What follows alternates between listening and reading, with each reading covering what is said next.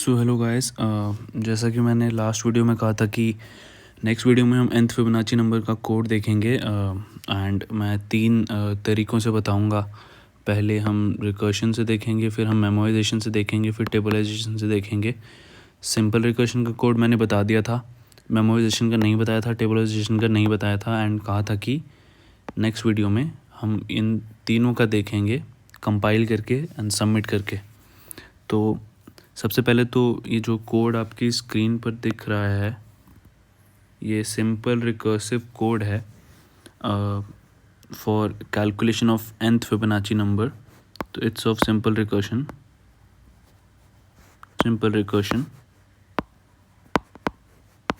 तो सबसे पहले हम ये simple recursive code compile and run करके देखते हैं। तो चलते हैं लीड कोड पे एंड चेक करते हैं कि क्या रिजल्ट्स आते हैं। So let's go. तो हम आ गए हैं लीड कोड पे एंड ये है nth फिबोनाची नंबर का क्वेश्चन 509 एंड हम इसमें कोड करके देखेंगे सबसे पहले recursively. So let's start coding. इस क्वेश्चन में कहा है कि the Fibonacci number commonly denoted as f of n form a sequence called the Fibonacci sequences that each number is the sum of the two preceding ones starting from 0 and 1। सो जैसा कि मैंने वहाँ कहा था कि 0 और 1 इनिशियलाइज़ किए जाते हैं, उसके बाद जो कोई भी नंबर होगा it is the sum of the two preceding ones, दो पिछले डिजिट्स का।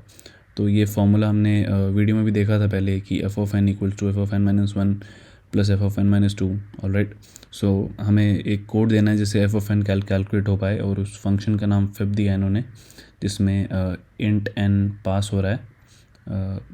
तो हम सबसे पहले तो बेस केस लिख लेते हैं। इफ़ n इज़ ज़ीरो और n इज़ वन, तो इन केसेस में हमें रिटर्न करना है same as it is n, return n। And उसके बाद हमें जो नंबर रहेगा नम किसके इक्वल रहेगा, वो फॉर्मूला के equal fib n minus one plus fib n minus to. And ये लॉजिक हो गया और हमें रिटर्न करना है ये नम रिटर्न करना है। तो मेरे हिसाब से इतना रिकर्सिव कोड काफ़ी रहेगा। तो इसको हम रन करके देखते हैं कि चलता है या कुछ एरर आता है। विजिबल टेस्ट केसेस तो पास हो रहे हैं। अब सबमिट करके देखते हैं। तो जैसा कि आप देख सकते हैं कि ये कोड एक्सेप्ट तो हो गया है, but this code is not efficient enough. beats 29% of the users in C++ runtime and beats 23.33% users in C++ in case of memory and all। ठीक है ये चीज़ें, बट मैंने आपको बताया था कि पूरा रिकर्सिव ट्री बना के कि कैसे चीज़ें रिपीट होती हैं, कि कैसे चाइल्ड फंक्शंस में सब प्रॉब्लम्स रिपीट होती हैं एंड ऑल। सो हम उसको मेमोराइज़ करते हैं या किसी एरे में स्टोर कर लेते हैं, या हम टेबलाइजेशन यूज़ करते हैं कि चीज़ें बार बार रिपीट ना हों, तो हमें बार बार कंप्यूट ना करना पड़े। तो देखते हैं मतलब अब समझते हैं मेमोराइजेशन कैसे कर सकते हैं इसमें, इस कोड को इम्प्रूव करने के लिए। ओके, सो जैसा कि हमने कंपाइलर पे देखा कि ये recursive approach was accepted, but वो थोड़ा ब्रूट फोर्स था।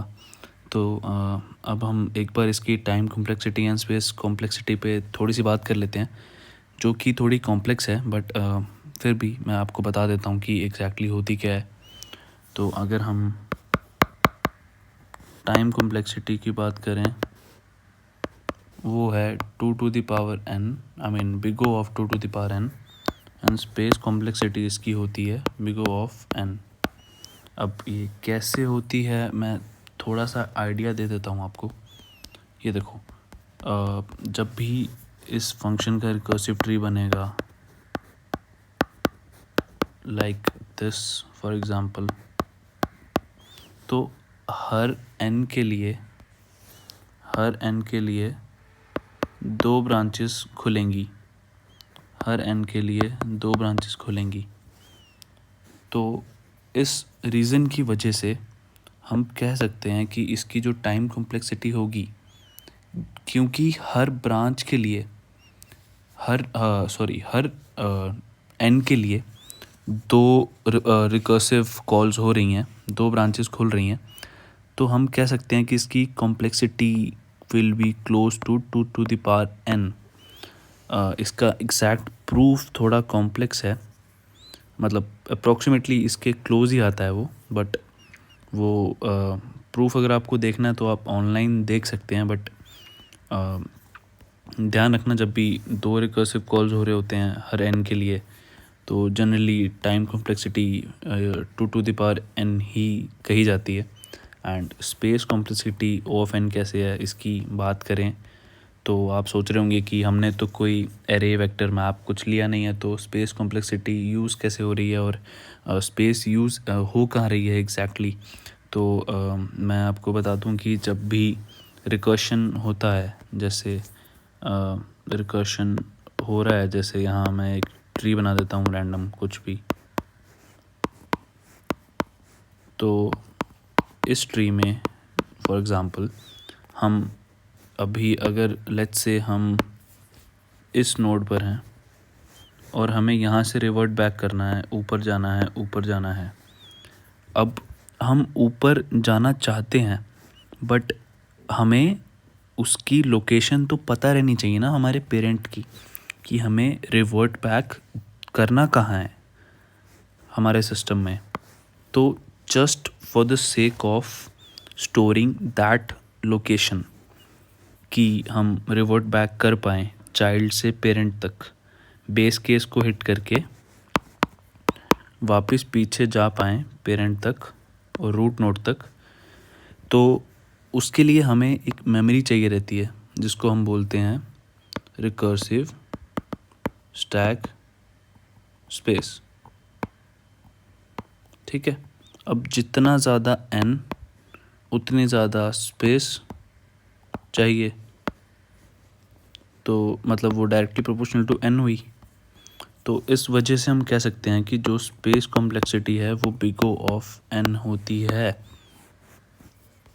In case of recursion. तो इतना मैंने आपको बता दिया इसकी कॉम्प्लेक्सिटी के बारे में। अब डायरेक्टली जंप करते हैं मेमोराइजेशन वाले सॉल्यूशन पर। एंड उसके लिए मैं सबसे पहले तो इसमें से ये सेम चीज़ उठा लेता हूँ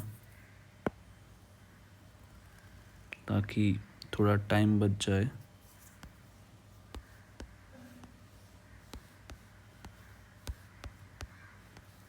ठीक है, तो मैंने ये सेम चीज़ उठा ली एंड हम इसी को थोड़ा मॉडिफाई करेंगे और देखेंगे कि क्या सीन है इसमें और क्या नहीं है। इसको भी थोड़ा नीचे कर देता हूँ क्योंकि इसी में मैं लिखने वाला हूँ। तो देखते हैं अब।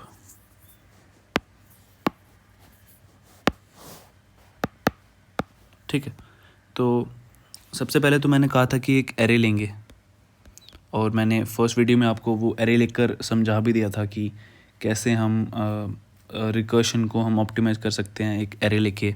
अगर आपको याद हो तो मैंने एक एरे लिया था जब हम 5 निकाल रहे थे, ये इंडेक्सेस थे।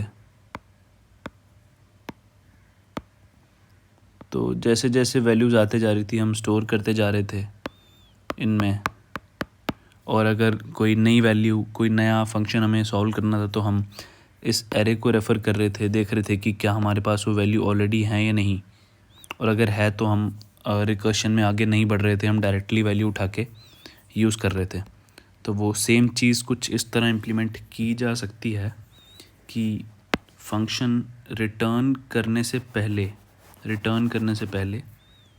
हम क्या करें, हम एक dp एरे ले लें, dp n is equals to num and then return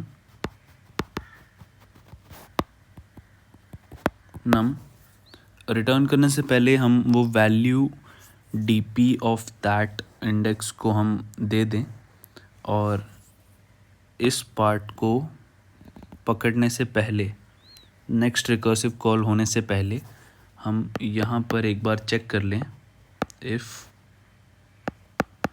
dp of that index or n is not equal to -1, तो डायरेक्टली वो dp का वैल्यू रिटर्न कर दो, क्योंकि अगर हमारे पास वैल्यू है तो हम डायरेक्टली रिटर्न कर सकते हैं, नहीं होती तो हम फंक्शन कॉल करवाते आगे वाले ये वाले, बट है तो हम डायरेक्टली यहीं से हम उसको रिटर्न कर देंगे। और इस चीज़ की एक्सप्लेनेशन की बात रही कि नॉट इक्वल टू -1, हम जो भी डीपी एरे लेंगे उसकी हम इनिशियल वैल्यूज़ -1 दे देंगे,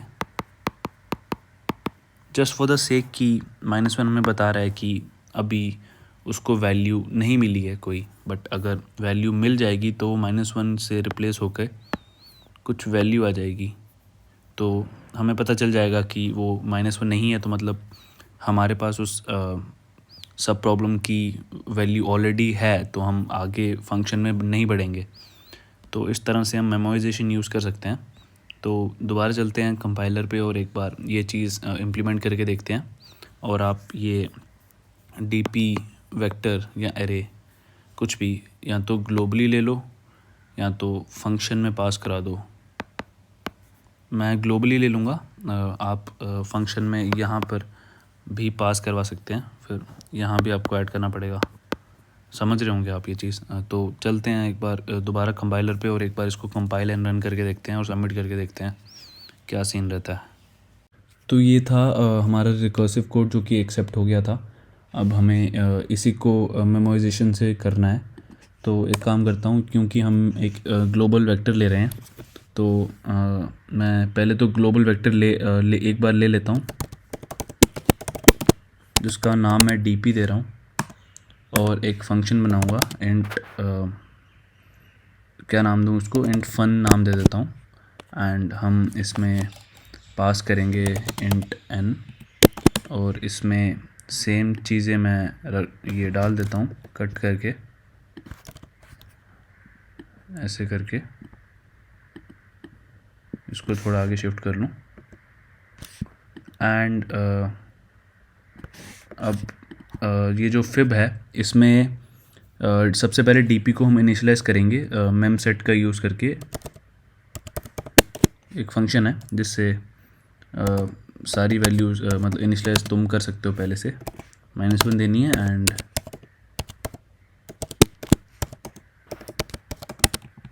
ऐसे करके कर सकते हो, and you have to return fun n।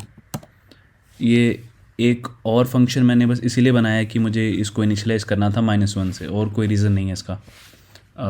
अब बस इसमें तुम्हें रिटर्न करते समय एक बार बस चेक करना है कि क्या वैल्यू ऑलरेडी प्रेजेंट है या नहीं है।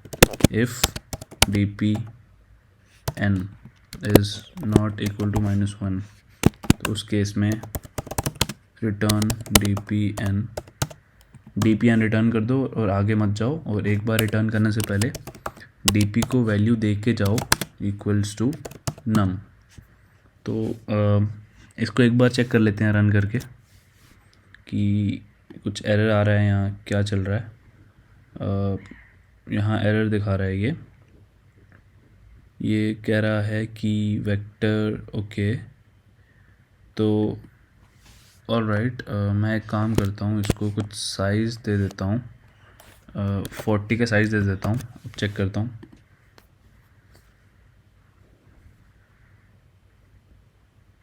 ओके, सो ये एक काम करता हूँ, मैं एक एरे ले लेता हूँ डीपी ही नाम का 40 साइज़ का।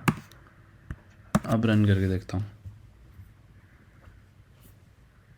अब एक्सेप्ट हो रहा है। वेक्टर में इशू आ रहा था, शायद हम उसको ऐसे इनिशियलाइज नहीं कर सकते, या आई डोंट नो, मैं एक बार चेक कर लूँगा। तो एरे ले लिया है, एरे से हो गया। अब इसको सबमिट करके देखते हैं। तो ये कोड एक्सेप्ट हो गया है सक्सेसफुली, एंड इसमें ऑब्वियसली हमने काफ़ी ज़्यादा ऑप्टिमाइजेशन की है। हालांकि यहाँ कुछ कुछ अलग ही दिखा रहा है। ये चीज़ें पूरे कोड पे डिपेंड नहीं करती हैं, काफ़ी सारे फैक्टर्स होते हैं, तो इस पे मत जाना।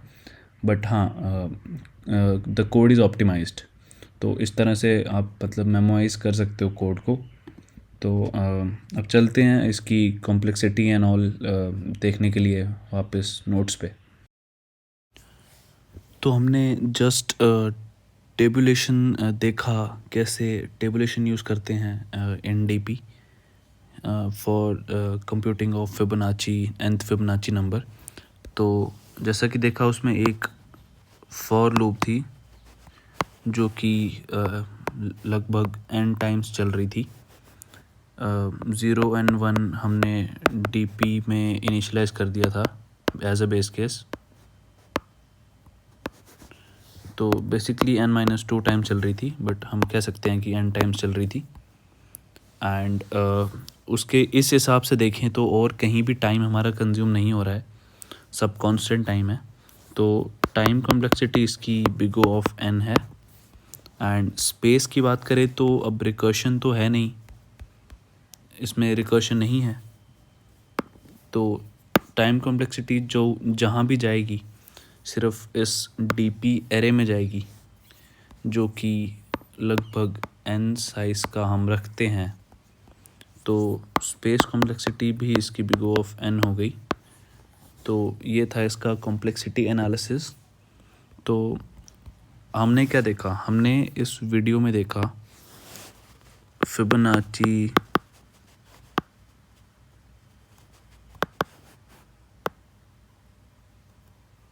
nth Fibonacci number recursively, memorisation से एंड टेबुलेशन से, इन तीनों मेथड से देख लिया। एंड अगर आपको कोई डाउट है तो कमेंट करना, एंड कुछ भी पूछना है या कुछ बताना है तो तब भी कमेंट कर सकते हो। एंड अगर आपको लगे कि मैंने कोई चीज़ अच्छे से नहीं बताई हो या कुछ आपको लगे कि कोई चीज़ मिसिंग है तो भी आप बता सकते हैं। एंड फिर से बताऊंगा कि डाउट्स के लिए कोई चीज़ समझनी हो या कुछ अलग चीज़ समझनी हो तो आप GFG आर्टिकल्स को रेफ़र कर सकते हैं। मैं पर्सनली वहीं से चीज़ें पढ़ता हूँ, पहले भी बताया था। It's really good. तो मिलते हैं नेक्स्ट वीडियो में एक नए क्वेश्चन के साथ। एंड ये जो चीज़ें चल रही थी ये टाइप 1 था, फिबोनाची स्टाइल टाइप। अब कुछ क्वेश्चन और आएंगे जो कि सेम फिबोनाची स्टाइल में होंगे, तो देखते हैं उनको कैसे टैकल करना है। तीनों अप्रोच देखेंगे, रिकर्सिव, मेमोराइजेशन एंड टेबुलाइजेशन। तो ठीक है, मिलते हैं नेक्स्ट वीडियो में, तब तक के लिए सी या।